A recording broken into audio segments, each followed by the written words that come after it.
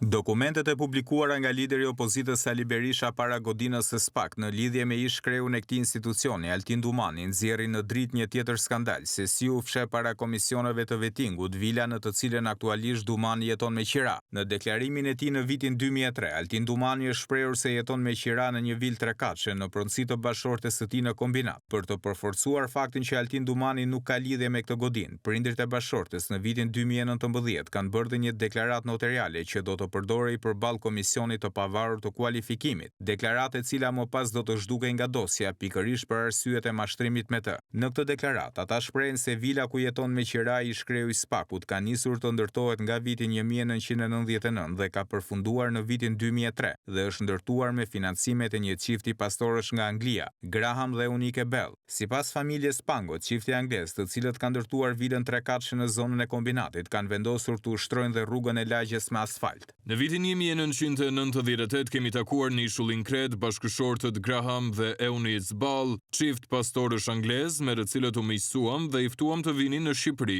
Po në vitin 1998, çifti Ball erdhi për vizitë në Shqipëri, pasi pan kushtet jo shumë të favorshme në të cilat jetonin vajzat tona, Alketa, Adelina dhe Albana, të cilat jetonin në një dhomë në ish-shkollën e partisë në Laprak, ata u angazhuan të na ndihmonin në ndërtimin e një shtëpie në zonën e kombinatit, në rrugën që tani emërtohet si Petro Strurgji. Ne si familje kishim disa kursime nga puna jon, por jo të mjaftueshme për të ndërtuar një banesë për të gjithë familjen. Pra kjo ndërtesë është ndërtuar nga familja e misionarit anglez Graham Bell dhe gruas së tij. Nuk i mbaj mend mirë shumën e parave që ata kanë sjell, por prej vitit 1999 deri në vitin 2003 ka qenë 45.000 pound. Në vitin 2003, kur u ndërtua edhe kati i fundit i banesës, u vu edhe çatia. Graham dhe Eunice Ball, që nga viti 2003 deri në vitin 2008, kanë ardhur disa herë në Shqipëri, 1 apo 2 herë në vit ku jetonin tek shtëpia jon. Çifti Ball jo vetëm na kanë ndihmuar për ndërtimin e shtëpisë, por ata kanë ndërtuar edhe rrugën se ishte e pashtruar me qëllim që të përfitonte i gjithë komuniteti.